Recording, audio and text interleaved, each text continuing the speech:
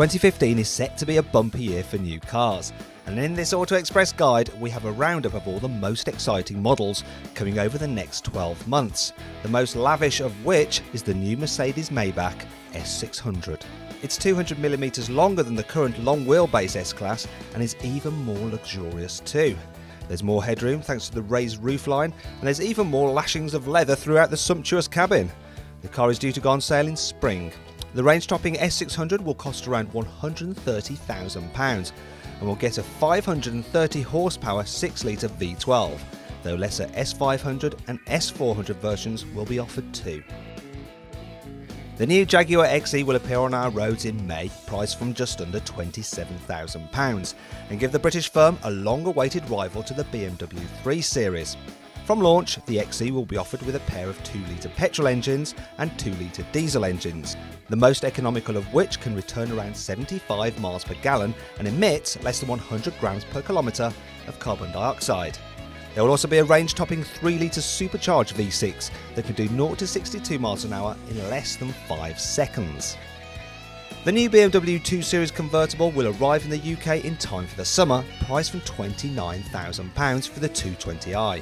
All cars will get Bluetooth, DAB digital radio, sport seats, automatic air conditioning and a multifunction steering wheel as standard.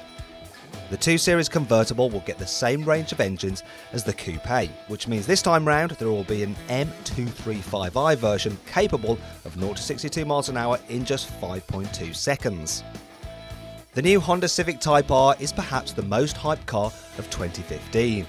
We've already been teased with 2 prototypes, and the road car is likely to keep most of their outrageous styling, including the huge rear wing. The road car will be unveiled at the Geneva Motor Show in March and go on sale shortly after, priced from around £30,000. Honda will also launch a new HR-V in 2015, almost a decade since the old one ceased production. Priced from around £16,000, the small crossover will be based on the Jazz and get petrol, diesel and hybrid power. It's been 10 years since Volvo released the first XC90, and now this second generation model is bigger, better, safer and a lot more economical than before.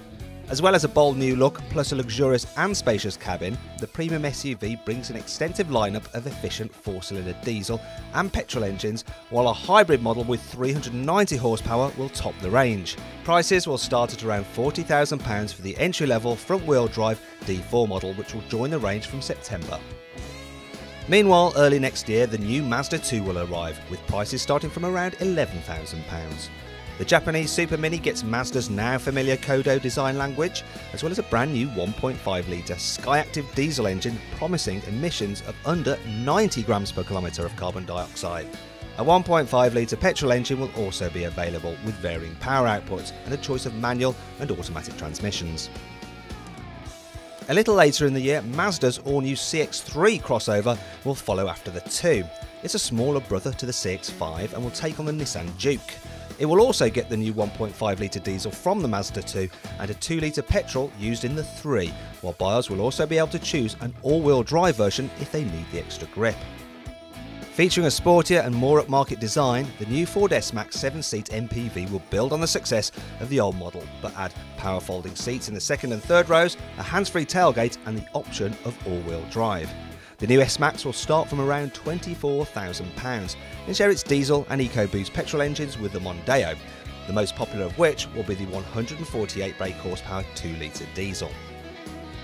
The Toyota FCV will go on sale early next year in Japan and America, but won't arrive in Europe until later in 2015. What's more, only 100 of the hydrogen fuel cell vehicles will be available at first. And should you manage to get on the waiting list, you'll have to stump up more than £60,000 for one. And don't expect an electric car style subsidy, because despite having zero emissions, because the FCV isn't a plug-in vehicle, it doesn't get the grant. This is the new Mercedes GLE, and it's effectively replacing the current ML. The GLE family will spawn both a conventional SUV and a BMW X6 rivaling coupe version. Sensible diesels will comprise the majority of the UK sales, with the GLE 220 and GLE 350 BlueTech being the best sellers, while topping the range will be a bonkers 5.5-litre twin-turbo V8 petrol GLE 63 AMG.